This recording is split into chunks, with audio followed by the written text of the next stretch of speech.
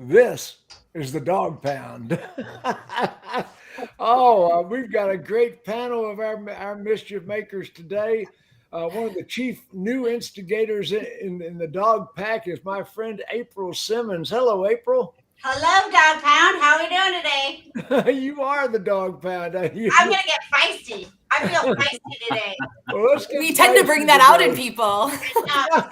I have a tendency to draw that out, And direct from New York City, who says it ain't what it used to be, my friend Max Zanan. Hey, Max. Hey, Jim. Thank you for having me. And I finally have a buddy on the show who shares my views. Welcome, April. What? Oh no! No, April shares my views. We can't have two curmudgeons on the same show. One of the most brilliant women in the automotive universe, my friend April Briggs. Oh, April Briggs. We know I don't share like that, okay? Brilliant woman. Right. She has been a general manager. She has been a clerk. She has been a get-ready technician. She's done every job in a dealership. And one of the premier general managers in the country, Berkshire Hathaway, Texas Nissan, Grapevine, Texas, my friend Johnny Cantrell. Hello, Johnny. What's going on, Alpha Dog? How we doing? I'm having the best day in the world. How's things down in Texas? They're awesome. It's a little bit cooler, 59 degrees, but it's sunny, and man, we're just getting after it, living the dream. 59 degrees and sunny. Yes, sir. And on the other end of the globe, I'm in Fenton, Michigan. Yeah. Lasco Ford, my friend, a longtime former client of Matt Lasco. Matt, how you doing? Doing great, Jim. Thanks for having us on again. I enjoy the group you got together today. Well, you are always a welcome addition. One of the foremost Ford dealers in the country. And forward thinking. This guy is a forward thinking dealer. I'm gonna tell you right now. I've known him for 15 years, Matt. You might be scratching 20, but yeah, I honestly I think it was 1998 is the first time we got to know each other. So I'm getting the gray hairs are real. I remember the first time I visited your dealership, and I was just amazed at some of the new innovations you were putting in. And the queen of BDC, the business development goddess, Bobbie Herron. I like that. I think I'm liking goddess. Yeah. Oh, you got your phone number in your signature today. I love that. I almost had like a smart ass comment in there, and then I was like, keep it together. It's only the beginning of the show. Bobbie is for hire as a BDC consultant. Her phone number's in her signature. Okay, here we go. The Dog Pound this week is all about built to order. This is all about the manufacturer's drive to built to order. And my question to Farley and Mary Barra and some of the people that are built to order advocates. I saw a commercial on TV this week for a Chevrolet truck, and it says you can only order it direct. I mean, direct to the consumer from the manufacturer. I mean, what in the heck is going on here? Is that I don't know, because I've been kind of off the grid all week, but is that built to order from the manufacturer direct, or is it still going through the dealership? Does anybody know? That's what we're going to talk about. Yeah, because I wasn't sure. Yes. So anyway, built to order, and some of the factory initiatives they're coming out right now. How's that affecting you, April? Well, honestly, it's been kind of a train wreck and a joke, to be perfectly blunt about it. I think they're able to kind of play a shell game and be a little bit of a facade about it right now, just because everyone's struggling with inventory. But I feel like as soon as we're able to, get cars at production levels that we're all used to, how bad this really is going to come to light. What's happening now, Johnny? You're with Berkshire Hathaway, and I know you've got 2 or 3 stores. Correct. Yeah. What's happening with built to order? So, built to order with my Nissan store right now, we've got one hot product that falls in line with what we're talking about today, electric cars. We have the Aria. So it's the first I guess, order card that Nissan's done. You're a hand raiser, and once you're a hand raiser, if you want your car secured how you want it built, custom order, it is a $500 non-refundable deposit to order that car. Oh, it's non-refundable with Nissan. Okay. Correct. So, reservations have been okay. To April's point, I think that right now everybody's very captive. So I think that, when we're short inventory, manufacturers, again, there's some great things about manufacturers. There's plenty of good, but I think this is them trying to control some things. I will tell you, two of my best friends received the new Hummer. And I don't know if you guys heard much about that, but there is a pricing policy on Hummer. General Motors said if you charge over MSRP, they can take all of your Hummer orders, right? So while they're not, ordering and selling direct, they are trying to put some pricing policy in, which, again, due to the market, that's kind of tough, right? Because I looked on eBay, they're selling for $300,000. So we're going to cap the dealer at the $150 price point and say, hey, you can't sell it for over that. But then we're going to allow a customer who has no interest in driving the product to go make $150,000. I think that's where, things get a little bit tough, right? And what's right and what's the right protocol. But build to order is moving, and it's getting larger, it's getting bigger because of the inventory constraints, and I think we'll see more and more of it. And again, we'll see how it turns out. I think there's a lot to talk about, and a lot of stones left unturned.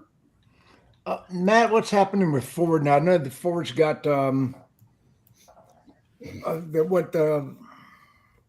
Mach-E and Mach-E, Maverick, Bronco, Lightning. They all Lightning's coming, right? In all honesty, yeah, all of our product is hot enough where it's a built to order, and I guess I have so in there. I think there's a factor where if the manufacturers of any brands are going to start to get involved in some controlling of what we can retail a vehicle for, they're going to have to come up with some guidelines. Similar, remember the Ford GT? They had a deal where if you want a Ford GT, the newer version of it, they capped you at 6 or 12 months. You had to keep ownership of it, and if you didn't, I think they even sued the big WWE star that sold him too soon, and they won the case. Well, I feel like that's the balance that they've got to go, because it is frustrating to see a dealer make a few $1,000s and then a customer take a car home and sell it for 5 times what we made on the vehicle when we're the ones with these giant storefronts, et cetera. I'll be honest, we've been fortunate enough to get a lot of feedback from Ford, and I also have a lot of friends that are in manufacturing. The chip scenario is not the only thing that we've got coming forward. When you build a few million cars light year after year after year, your demand factor and the ability to even resupply is 3 to 4 years from now. So I look at the build to order thing as something that, one, we're delivering a great experience. Last month, we delivered well over 100 new Fords. We're earning our retail allocation. My customers know their price ahead of time. We're making good margin, but not having frustrations. And then basically Ford's model is they do want us to have about 40% as stock units. The good news is those 40% of stock units, we're going to see some really good margin on. And we've taken a different direction. Some dealers have a natural dealer markup. Here's my 10 grand over sticker. We pretty much, any vehicle we have that we keep in stock are adding valuable assets to the vehicle. We're adding an exterior, 3M package or wheels and tires or some type of an item on there that actually carries along with the car and gives them value. And I've had good, honestly, it's been accepted well from the clientele. And at the same time, I think that we're missing, if our margins are super high and our inventories are low, our floor plans are at all-time low, and it's allowing us to have good net profits. So do I love it? No, because I think we miss that commercial buyer that has his van break tomorrow in my service department and says, I'll buy a Transit today. I got to get on the road. Those things are where I think the manufacturers are going to have to really analyze. They don't quite know retail. I'll agree with Jim on that 100% that they don't. And I think that they're going to miss opportunity for all of us in that aspect. And then that keeps driving used car market up because that's, hey, I got a business. I've got to put my plumber on the road. I'll pay anything for a used car. But I think we're 2, 3, 4 years away before the whole chip excuse changes anything. Agreed. I don't think the chip excuse is going to be around that much longer. Let me ask you, how good is the factory at fulfilling orders? This is why I say it's not the chip thing. It's not the factory, it's the supplier. And I have friends that work for Lear. You can order a couch right now, and for a couch will back your couch up 9 months. So it's, in my opinion, I have maybe 4% of my customer base have a frustration over an order, but at the same time, the ones that really listen and will allow us to change an option and get their car built fast.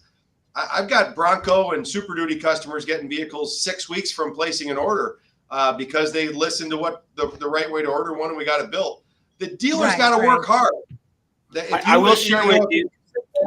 Then the dealer will create frustration rather than good content. Johnny, I think it's manufacturer to manufacturer. I had 33 of my 60 CPO units cut on Monday.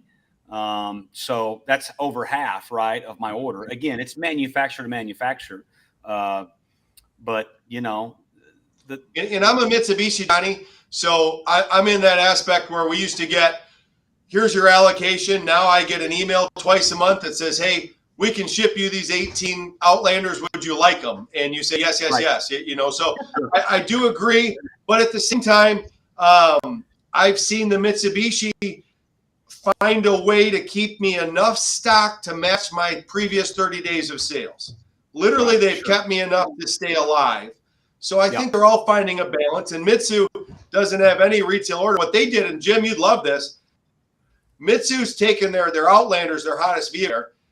Their allocation base is based on your time on lot, sale time to deliver. If you sit around and try to hold out for massive gross and wait, you'll end up missing out on opportunity. So that each manufacturer has an angle, and I think that the dealer's the one that's got to find the way to make themselves work. Like you say, we're a forefront dealer. Well, no, we're just a dealer that says, hey, you can't change a manufacturer. Let's go figure out what we've got to do to survive. And that's the reality. Jennifer, what are your dealers' experiences? Well, I just spent the weekend revamping an entire process because of the order situations at one of the Ford stores that I work with. And I think, the one thing, Matt's 100% correct. We can't change. We can talk about it a lot, but the thing that we're really good at in retail is adapting. And I think the one thing that we're missing out is making sure we're setting our teams up for success right now. And, I built out, separate, and we may or may not have gotten our hands slapped for some pricing issues. So some of our order portals are closed at this location. And so I had to build custom processes. So if it is a Bronco order or Mach-E order or whatever that order might be, if the portal is closed, we now have a separate status that our sales team can move that customer into. And as soon as we get word that that's open, or if we have allocation coming, then we're able to very easily get that group of customers together and start messaging them and creating that, hey, it's open, we got to do an order. But we've also had to blow out our on-order follow-up from whether it would have been a 3-month, a 6-month, out to 12 months for a lot of the stores. Let me ask a question. Yeah. Am I the only one on this panel that is worried about the manufacturer retailing directly to the consumer? They can try again. I just don't think they could ever pull it off. Well, but is this a trend that's going to grow? And are we losing autonomy in our dealerships? So yes, 150%, Jim. Okay, where are you at? Here's our resident curmudgeon. So listen, I look at it from long distance, right? And I've been saying it for a long time. What you're witnessing is the failure of, Harvard Business School, Stanford Business School in real life, right? Because all these guys are working for Ford, for Stellantis, for Nissan, and this guy comes along, right? And he starts Tesla, and he has 2 revelations, right? First, he says, I'm going to make cars that people want to buy. And because of that, they will be ordering them, right? So now, right, I remember GM building purple Malibus with cloth interior. Guys, this is something that nobody's going to order under any circumstances unless your enterprise are hurt. Okay, that's all right. Purple PT Cruiser. You're laughing. I know. Hey, look, right now we could sell them, I promise. Right. So now, right, these guys are saying that, oh my God, we can actually make cars that customers want. And here comes Hummer, here comes Mach-E, here comes Lightning, here comes Bronco, right? Where have they been, the last 15 years? So that's point number one. Point number two, of course they want to sell direct to consumer because from manufacturing perspective, it streamlines it, right? But there's another, Max, let me throw another thing in the mix. The manufacturers are creating artificial scarcity. Correct. I mean, the scarcity, like Bob Carter from Toyota this week announced that Toyota will no longer, even after the pandemic and the chip shortage is cleared, even after all the dust settles, they're never going to go to more than a 30-day supply again. Hey, and Alpha Dog, that was a wink. Bob came back and told the dealers it would be 20. Just so you know. Yeah, 20 days supply. Oh, no, he said 30. No, in the public, right? In the public, he said 30, but it was a wink to dealers that, hey, we ain't going over 20. So to your point. Right. And the Toyota scarcity has been a lot longer. Like it was last April with one of my Toyota stores. I was like, listen, we got to focus on acquiring used cars because we got nothing to sell on the new car side of things. And that was a year ago now. Well, there's So another it's been tough for Toyota even thing. longer. There's another thing that happened. I want to throw it out to the whole panel. Now, Stellantis just raised the price of a Ram truck, the 1500, their hottest seller, by $3,000. All of a sudden, the MSRP jumped up $3,000. The reason it jumped up $3,000 is they saw how much the dealers were making, and they said we got to scoop that on our side of the ledger. Right. Again, going back to Tesla. Tesla was the first one to raise MSRP, right? Because that's what you do, in the supply and demand economics. They also removed their car charger too. Did you see that? Another net ad pickup. Yeah. That's right. So again, listen, Stellantis, they're raising their MSRP 3,000. That's not enough, and they're late to the party. They missed the last 12 months, of making easy money.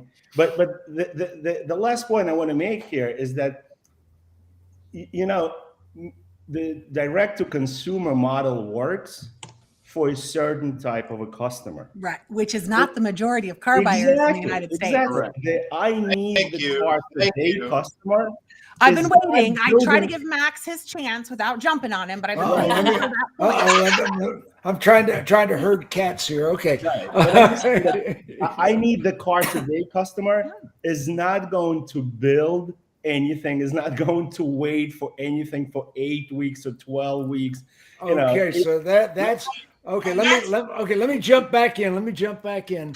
Okay. Hyundai told their dealers in a dealer meeting recently, and I don't know if this is a regional meeting or a national meeting, but some of the dealers are reporting to me. Hyundai said, we're going to sit this thing out and let Ford and General Motors choke on built to order while we flood the market with inventory. Well, So Hyundai said, we are going to flood the market with inventory, and while General Motors and Ford are choking on orders they but can't. that was build going to and happen can't either way. fulfill. Jim, Jose Munoz is running Hyundai Kia. He ran Nissan for 6 years. He is go, stress, sell. So that was happening either way. He wants to sell volume, right? He wants to just move, push, and put stress on the dealer. Back in 2018, we would sell 450 to 500 new Nissans at a negative $1,800 to $2,000 per copy, but then we'd have $900 to $1 million in quarterly money we would earn if we, earn CSI, if we had service supplement. It got so tough, right? But then he started. It went from 900,000 to 600,000. Then it went to 300,000, right? And in the meantime, he ruined his brand's value. Now we all got freshly purged here, right? Because of the shortness in inventory, right? But to what Matt said at the first, it's not a knock on manufacturers. They don't know retail, just like Max said. They don't know how to deal with that customer needs it today. They don't know retail. It's just, I'm not saying anything bad about manufacturers. You just don't know what you don't know, right? All right. Well, Well, and Well, I give you really the think Ford- though, kind of keep this in mind Well, too. I'm just going go to throw ahead. this in here. For the last 2 years, most of the suppliers are operating in a form of like crisis management. And so are a lot of the dealers. A lot of us are. The variable there is that it's not going to go back to like normal or what we knew it to be. And not to say the new normal, but companies are facing a greater instability and volatility in the market right now. And either one or the other, the suppliers, the OEM, us, are going to get it together to have to figure it out, because this whole just selling at the top thing and crossing our fingers and hoping for inventory to come in is not working. And in the meantime, we're jacking our market where we're not going to be able to trade in some of these things that we had pulled out when we do have inventory levels. Right. So it's I'm like, having how do we be some- mad at the OEM? I'm having some When you're ready, I have a 08 little residual feedback on that there. PTSD. I'm not kidding. You're not gonna, these cars you're selling for over sticker and big profits are not gonna have problems trading it. Here's the facts. Well, You're 8 million by the end of this year. These vehicles are not gonna depreciate. Ford Maverick, the cheapest in the world, you can trade in with 6,000 miles 9 months after owning it for sticker. For over sticker for right you. now, So that isn't a concern for me. But no, not right now. It but doesn't Matt, drop. You're in a Here's the leasing fact. market. No, but listen, here's someone that speaks to manufacturers. I'm going to tell you directly. Ford has stated they can't even start to refill their fleet orders until January of 2023. Once they start to fulfill those orders, it'll take 18 months minimum before fleet companies even think about starting to sell them. So every car you've sold the past 3 years, they're going to be traded while the market is still within relevance. And throughout that time, all these MSRPs are going to continue to go up. Mach-E went up $4,000. No one even talked about it. So in the world, the reality is in Ford, I think Farley's really on a good point with it. 60% of his vehicles wants to be a retail order. Guess why? A guy ordering an F-150, a Bronco, a Super Duty, a Mach-E, they want it exactly how they want it. Someone coming in to buy an EcoSport that takes 6 months to get it from out of the country just wants a payment. So those 40% cars are going to be in stock, and they're going to have it. And every manufacturer is going to adjust. Mitsubishi doesn't even take a retail order. I can tag an inbound car. They don't care. They're all going to have their own angle. But in my opinion, worrying about the direct sale thing is so far from their capacity that we can't fathom. I've been around for 26 years in the Ford stores. They've tried all the games. They can't even sell a used car direct, and neither can Chevy. Yeah, we were all around with the Ford Auto Collection. If you're a dealer out there panicking about that, sell your store, because that's not going to be your problem. Matt, I have a question for you, though. A quick question for you, Yep. Matt, because we're in a market, like I live in Michigan too, so we live in a high lease penetration market, but traveling around the country, we have states where the average time for retail for a trade-in is 6 years instead of 3, near Texas and Louisiana, outside of a shortage due to, weather issues where they lose their whole fleet. We're seeing that a lot more. Do you really believe that they don't need to be concerned about the LTV that's going to be an issue in 5 years if that's their trade cycle, when they're like 10%? I'm guessing that number. Mitsubishi leases like 4%. My trade cycle on Mitsubishi is under 15 months. It's been that way for 4 years. But I'm talking about our location. April wants to jump in this. Bobby, I want to answer that. I think your point, what you're saying right now, is exactly why dealers will always have to be around. And I don't think it matters. Because if I look back to 2006, 2007, the last time gas prices started hitting $6, and everyone with a truck and an SUV was in trying to buy a Prius, and they were $22,000, $25,000, $30,000 upside down, and they didn't care. We got creative as dealerships and figured out a way to sell cars.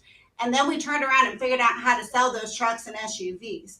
So whatever comes our way, we're adaptable and we're going to figure it out. But it's going to be the not the main. I'm not saying dealerships are going to go out of business. I don't believe that. What I'm saying is, I think that there's an internal need for adaptability to accrue for things instead of putting all the gross towards one vehicle. I'm not saying that won't be an issue or to not do it. I'm saying be intelligent about it and think about your market and if that's going to be an issue, and start to accrue across the board on what you need to make sure that it doesn't happen. I'm going to say something. right now, we've discussed this in the show in the past, but it's still the elephant sitting in the room. The elephant sitting in the room is that electric vehicles are not subject to franchise laws in most states, and Ford has made electric vehicles a separate company altogether, separated it from internal combustion engines. So now all of a sudden I'm seeing direct from the manufacturer to the consumer. Is the manufacturer cutting out the dealers? Whether they can No, do they're it going or to not. I think what you're going to see, Jim, is they're going to cut out fleet. They're going to do what? I think you're not going to. They're not going to go direct to a consumer. Now, I think they're going to sell 8,000 electric vehicles to Amazon direct. I think they're going to sell 10,000 electric vehicles to someone direct, and they're going to call it fleet, and treat it like it's Hertz or Enterprise. But Exactly. it is not possible. They don't have the ability to finance, trade, sell, etc. at the capacity the consumer desires. 15 years from now, maybe they'll get themselves there. But in my firm opinion, they don't have the capacity to do that. That's how they're going to take a little away from the dealer. I agree they can't do it, but I don't agree that they won't try to do it. Well, I don't know. I see need a popular opinion on that, Jim, because quite frankly, I don't know how much I care. And I know that sounds horrible, but to me, EV is such the sprinkles right now. Like, it's kind of like, my customer base is going to be buying gasoline vehicles for a very, very long time. So if they want to go and play over in the EV sandbox and see if they can figure out how to sell a car directly, they can do that. They'll be right back at the dealerships when they realize they can't do on it. bloody knees, begging like this. And the proof is there. I mean, I want to make one point in this, and I've got some stats to back it up. Stats. I love facts. Facts. Analytics.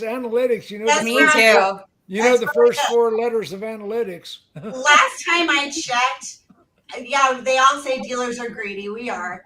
But the last time I checked, I think the OEM is even more greedy. Mm-hmm. So at the end of the day, volume does matter to the OEM, right?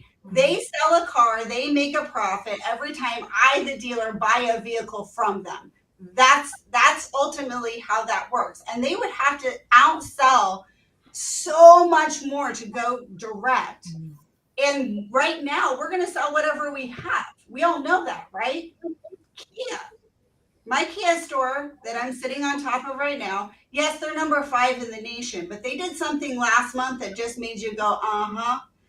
There were only 3 stores in all of Arizona that outsold them in new cars last month.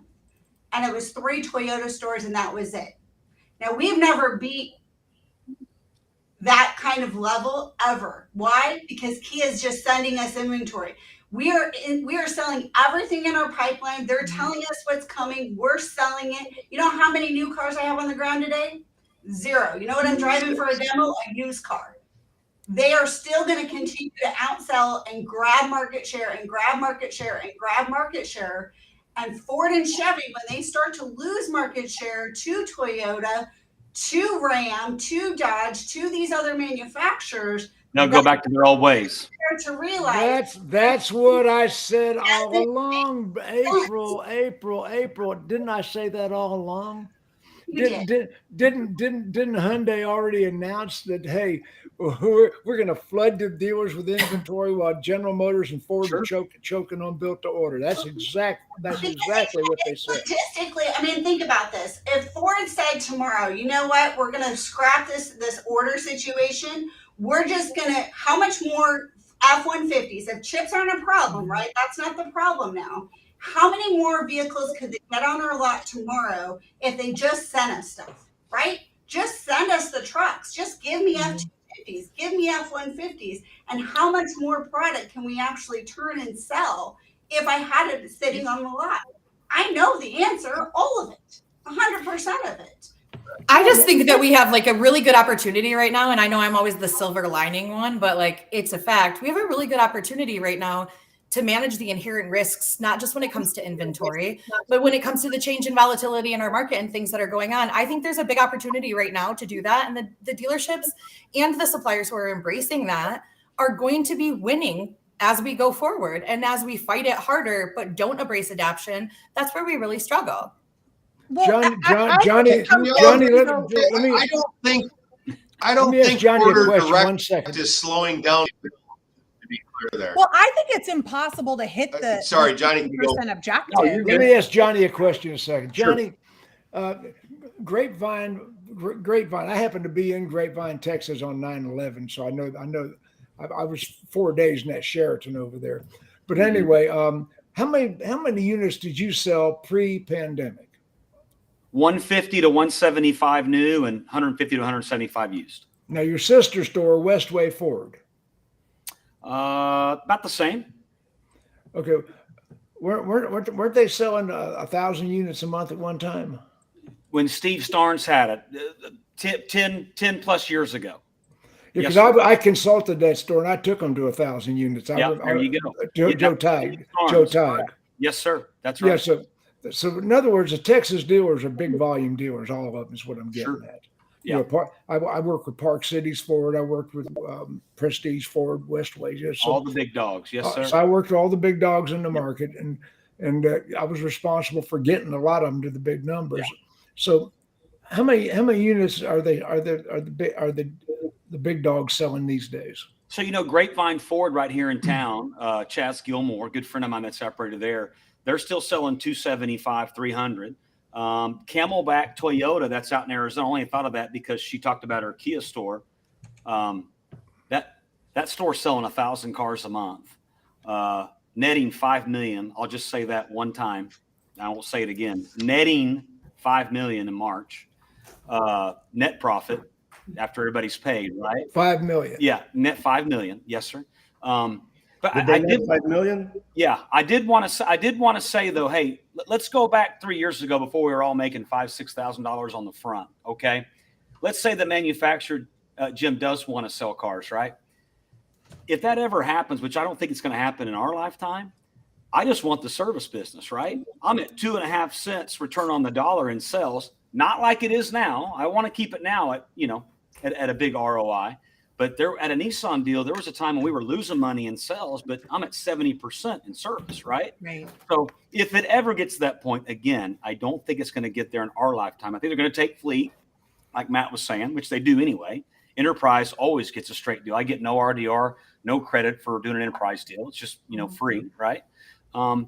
If they ever try to get in the retail game, I just want to be a master marketer to the service people, right?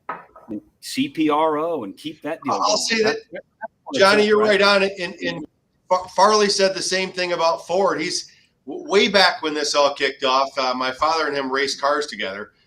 He says, Phil, you need to be amazing at service and a commercial fleet service. So even though we don't get to sell the fleet, they want us to service the fleet, and they know they can't do it without us. And the margins are marvelous commercial fleet work in the service department. So we literally just talked about this 4 minutes before we started with my service team. So it's all about looking for your opportunities and maximize it. And I will say, as someone mentioned, they build any shipped us cars. Unfortunately, from my perspective, and I live with my new car team inside of the Ford store, I don't think they could build a car any faster than they do on the retail order bank. And the plus side is by having our turn is within 5 days of it landing on my lot. So my turn for the next allocation round's quicker than if I just had stock units and I waited for gross to see what I could sell, and or the few stock units that I do get or canceled order units are massive opportunities for profit. So I don't know that system's killing shape or form either.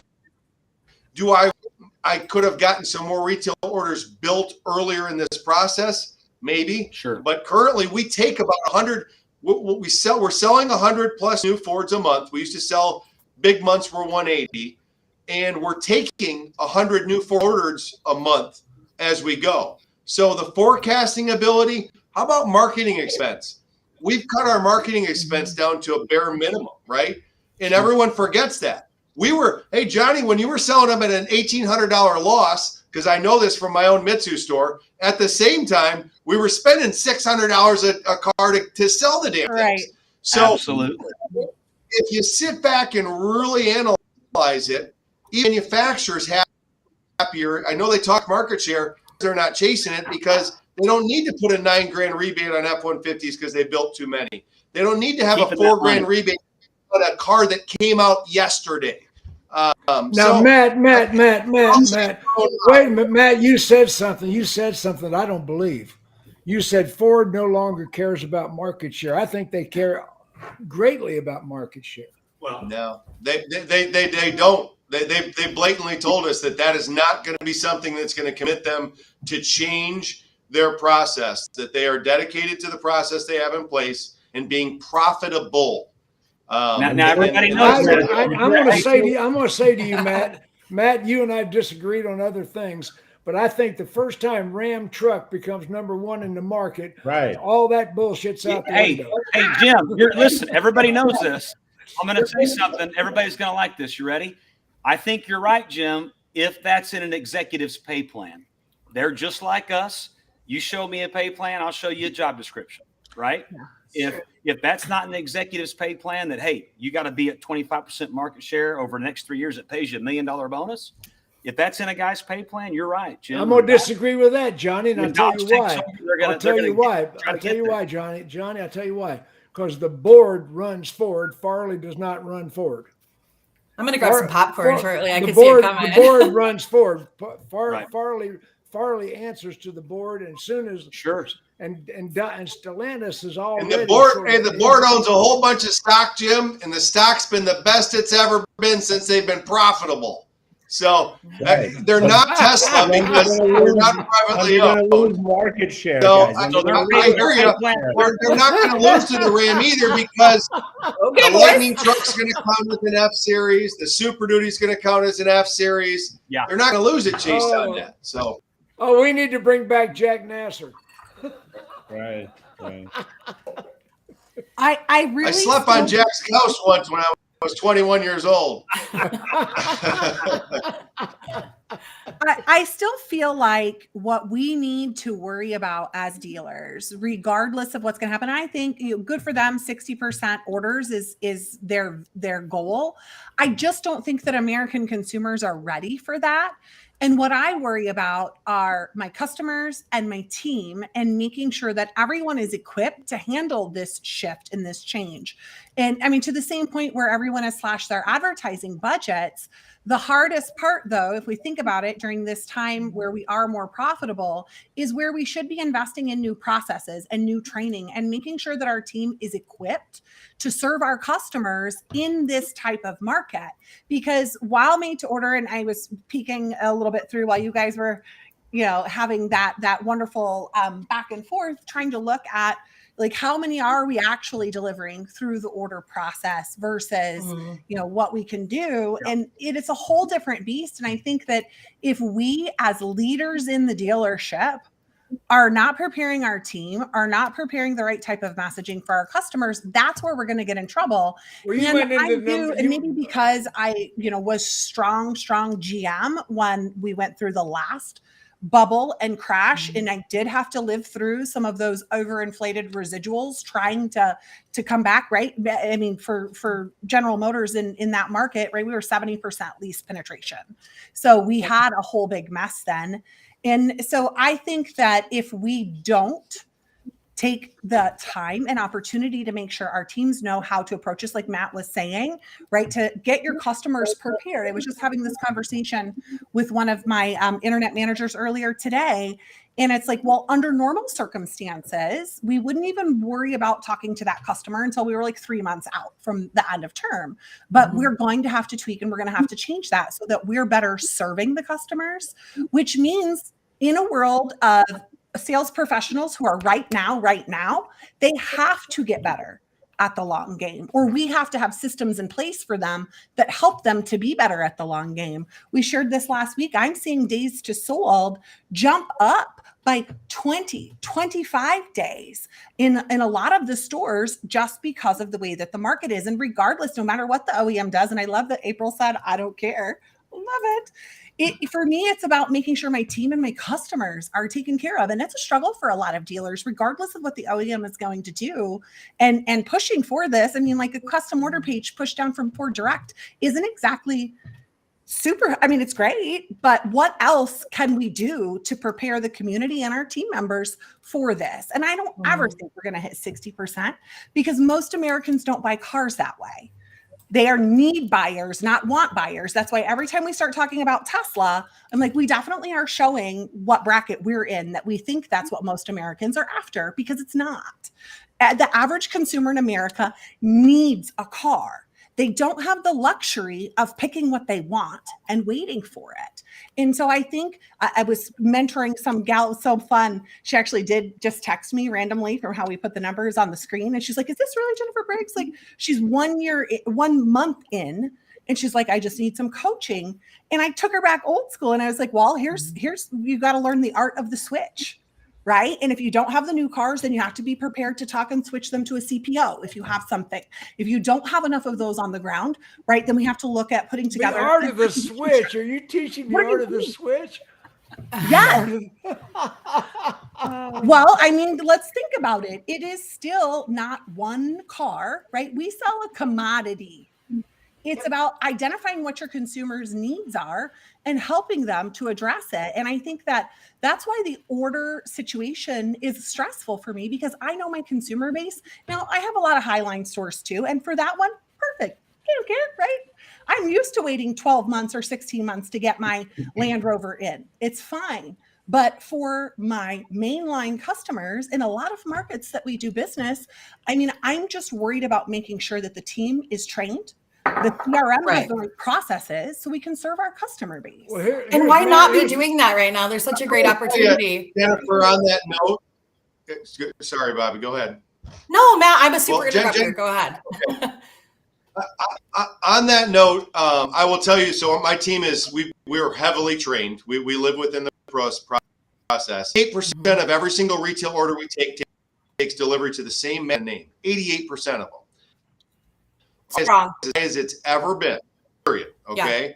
Yeah. And it's not what I think got missed here is so my turnover is 0. My sales staff, we were smart enough to say, okay, you get paid a commission at time of order, and then you'll get the rest of the commission when it gets here.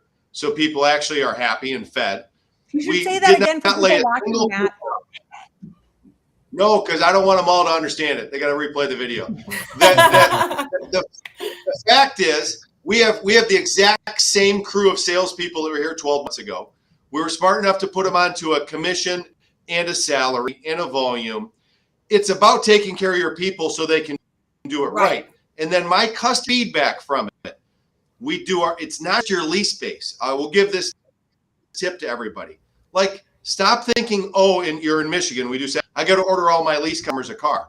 Well, what about I was thinking that, Matt, I was thinking you're in Michigan. Right. So you're a different animal. Well, listen, but we're not.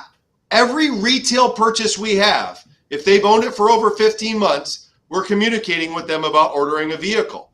Everybody that bought a hot vehicle that I know takes a while to build that's worth a ton, I'm convincing them to order another brand new car right when they order when they get their next one. Right. You get a Bronco for me today. You're the exception, not the rule. rule. I don't know. I think that there's dealers out there doing that. Matt, there is, but I can tell you, I work with hundreds of dealers across the country on operations analysis every year. So I can tell you, you're the queen of BDC. Absolutely. It's the fact. And, we talk about the BDC thing, but important to know, right? I do operations analysis and high performance culture improvement. I am working with dealers just like you and dealers looking for an opportunity every day. And I don't say that to be like, oh, I know this. I learn from people like you. That's how I collaborate and know this. But I'm telling you, you're the exception, not the rule. It is not a that all the time. That's what I say in every program. The dealers that are here are the 2%ers. But Guys, that's why other we're sharing this. 98% Exactly, are and in I love complete that. darkness. I love that we share it like this. Like, look at the conversations that are happening. Wait, Bobbie, wait a second. But Max, the dealers in the panel you say are the super performers. Now, Yeah. okay. Now, why would I put a shit dealer on the panel? No. I'm not saying, We only do that when we don't like put a shitty dealer on.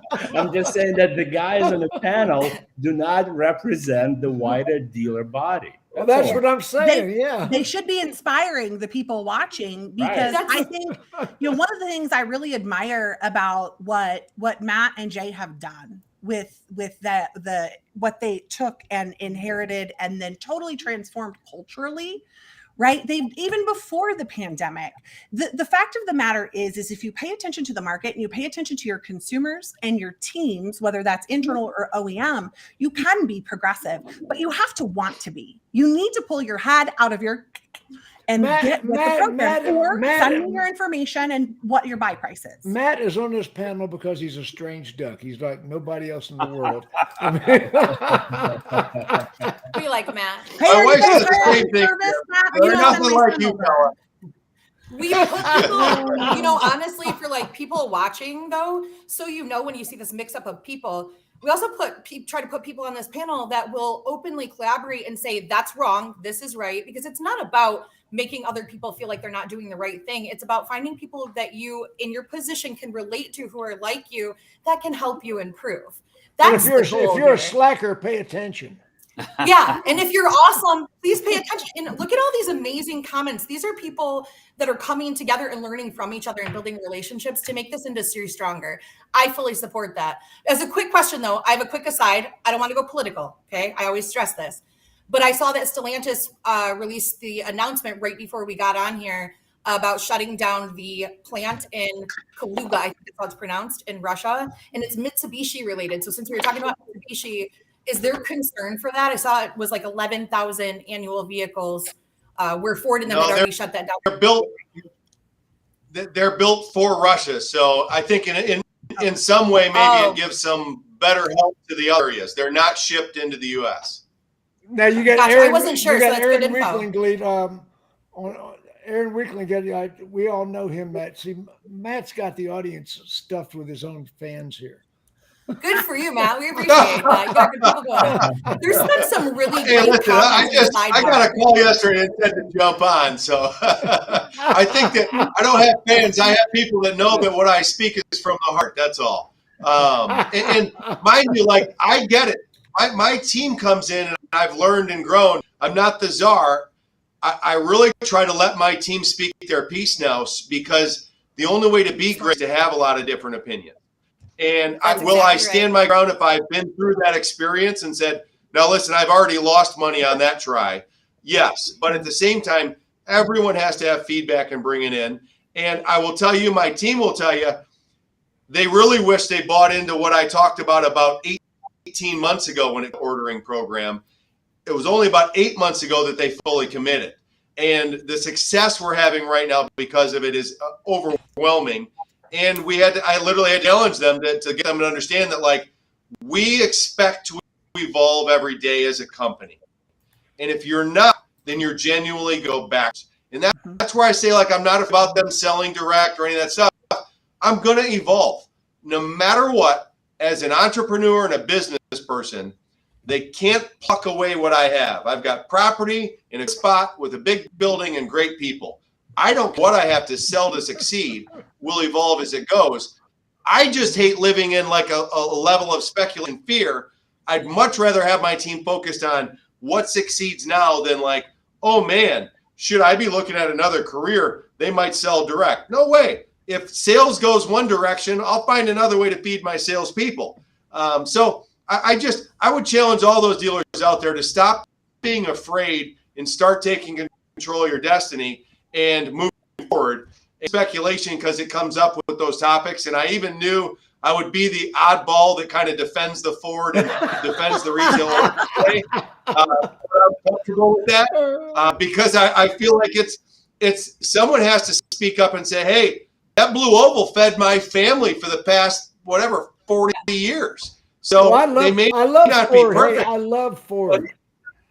Well, I and love also her. I think that I know, but Matt, I respect you're your not right the to be wrong. oddball in it, though. It's just a variable of opinion on it. Like, I don't think that we're going dealer direct, and I'm not concerned at all about where we're going to end up. What I'm concerned about is people's inability to adapt during the time where it could be most productive for them, and waiting until the last minute. And I care about that because I care about the dealer, and I care. That's the message I wanted my staff to hear a year and a half ago, Bobbie. Yeah. That's the message. Yeah. Stop I waiting. mean, you should have called When me. someone I has the understand. foresight, jump in. That's the key. Yeah. I've always said you're so I reactive. totally if we could be respect. proactive, it would be Right. easy. I totally respect Matt's right to be wrong. Hey, Jim. Hey, Jim. If you want to compare paychecks last month, we weren't one of those bad netting dealers either, pal. So we're doing something right. Well, and I think it's really important, and I know you didn't want to say it again for people, but I do think it's important that you're paying some commission when the order is placed. I think that builds some morale and helps the team, you know, especially in situations where you have, I think we're seeing a lot of BDCs being restructured currently. Actually, just good for her. I'm so excited for her. One of my best BDC managers that I get to work with is now going to the sales floor so that she can be in control right now, because she can't be with what her current pay plan is. And I'm super happy that they gave her that opportunity, and I know she's going to kill it. But at the same time, I'm super sad because I'm not like, oh, what am I going to do there? But if you're not trying to find ways to continue to pump up your team, whether it's through something like that or something to keep them going, like I've even seen some BDCs where they're paying a portion of their bonus at the time of order pending as well, and then the rest at the end. But I think not that you were, right? Your turnover is unheard of for our business, and that is amazing. But I think there are a lot of stores out there that are losing talented people because they're not being proactive with this. Yeah, you said that number, and I felt a little in love with really it. hard. Like, a little bit of me was like, wow, you didn't know that you were a little in love with Matt Lasco until he said that. And I was like, good job on the first. You know, I want to give you a different perspective, you know. Of course. Of course. So Here we go, Max. So even though direct to consumer is a danger for, you know, a franchise model, I think the real danger is the pricing, the outrageous oversticker pricing that consumers will not forget, and car dealers are driving them in the arms of you know, Rivian, Tesla, whoever else comes along next. Because most of America can afford those cars, Max. But these cars are getting cheaper and cheaper. You know, Model 3, you know, you can get it for $35,000, $40,000.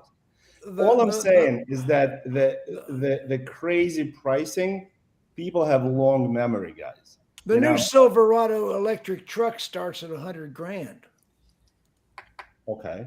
Listen, I just paid $1,000 over a sticker for a laptop that I didn't want to buy. So I'm with Max. I'm not going to forget it. I won't be ordering that laptop again, but I had to, so I did it. And also I saw that, Matt, you bleed blue. So I guess I'm not in love with you anymore because I'd say green is definitely better. Oh, now they're getting a Michigan fight, guys.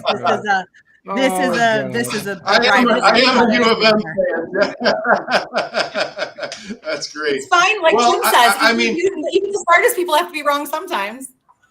Oh, even what Johnny, Max says, Johnny, there, right, Johnny, you know, what are you thinking over there, Johnny? Oh, I just think it's all great feedback. I was thinking I do one meeting a week with the salespeople. The managers do everything. Mine are more about life meetings, right, and things like that. But treatment of customers right now is a big deal. I want you to think of a Nissan store, and it's been a knife fight in DFW for 10 years to get a Nissan deal done. You're begging. So we're talking a lot about our salespeople because now they're in a situation not usually in, and they got their chest stuck out a little bit. And we talk a lot about customer treatment. And Max said long memories, they will. If you're polite and you give them a great experience, I think you can charge nice margin, right?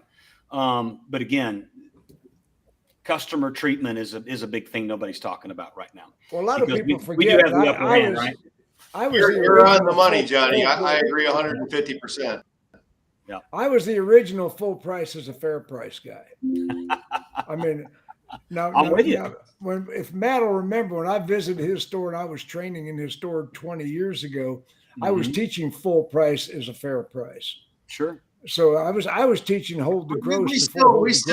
We agree with you to this day, Jim. We feel like a fully disclosed sale is a fair price that is agreed upon. What I think that is missed, and I actually had to talk with a consumer on this because they're like, well, what about, our manufacturer saying not to sell cars over sticker? That's not really what that all came from. Just people spun media. The breakdowns and the problems were customers that made a retail order and agreed upon a price. And when the car came in, they jacked them up. They jacked them up. That's the real breakdown. You can order any Ford you want from me at A-Plan, X-Plan, or sticker. Every one of them. Let's go. When it gets here, I'll honor your price. A-Plan, X-Plan. I will always invite Matt. That's the option on the show. Well, I will always invite. Matter of fact, I would make Matt Lasco a regular panelist. I mean, I would have Matt back. Listen, he's not trying to share that many secrets. We get him once a quarter. Jen gets me. I try to feel straight though, guys. The problem is not pricing or over sticker. The problem is transparency. That's where it becomes an issue with a customer. When given a choice, like those three choices, I as a consumer can decide. It's the trickery and the bullshit and the lack of transparency and the waste of time that frustrates people. I live in Frisco. Let me ask you this, Bob, from a consumer. Go ahead, Jody. Houses in Frisco, it has a list price. They're selling for $400,000 to $700,000 over list in 2 to 3 days. But again, real estate's always been better at disclosure, right? You get your closing statement 3 days before you close. They ask you 4 times, do you have any questions, right? It's the transparency of it. If you feel like you're going to overpay, they try to talk you out of it almost. So disclosure is key, right? I saw a Porsche advertised at $30,000 over sticker. That's a steal. I'm just glad you saw the voice advertising because that's a struggle. That really is a steal. But let me ask you this real quick because there's something. I have a question for you here. We made a dedication. I sell all my Mitsubishis at sticker or less, and all my Fords are the only Ford that would have a price that was over sticker would be a modified vehicle.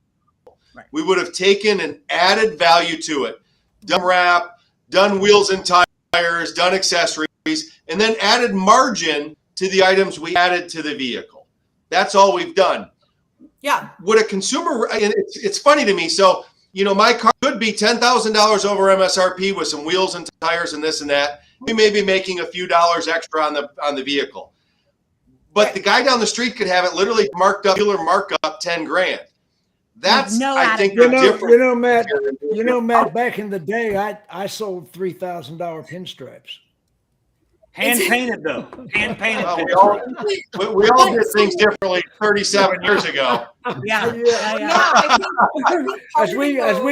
As we wind down today's this hour has flown fast. Yeah, it definitely has. This hour has flown fast. Bobbie, did we ever get this in the tribe? I thought I'd put it in the tribe. Yeah, I reignited it in there, and then we'll share it again later. So anybody who's watching that can't see the live in there right now, we will be sharing it again later. Okay. Well, I think it was something actually with Restream because it didn't do it on LinkedIn either, and I fixed it. Okay, very good. I don't know why it didn't. Restream's been acting up a little bit lately. It's getting but anyway. We had a great broadcast today, and of course we had Matt on. He tends to be wrong about a lot of things, but we still listen. 0% turnover. He's right about something. Right? 0% turnover. Well, it's not a sports affiliation, but we'll let that slide. Okay, built to order cars. Will it work? Max, take a last statement here. Listen, I truly hope it will not work for the sake of the dealer, right? Because I understand our consumers, right? We need cars today. There is a concept of instant gratification. We've been trained for decades to choose from many available cars on the lot, right? And inventory sells cars. Exactly. And right now, everybody is bluffing, right? And everybody's like, oh, no, I'm going to hold gross and I'm going to build cars to order and I'm going to do this. And then when Hyundai comes in and says, you know what, F this, right? I'm going to give you a 90-day supply nationwide. And then it's going to be a wake-up call for everybody. Max, let me jump in and close the show on one thought. Yeah, the board the board is all indicated on profit, but one thing you got to remember is Bill Ford is on the board. And the first time Stellantis outperforms F-150, ego is going to take over, and that's going to be the end of it. Everybody wave goodbye to the audience.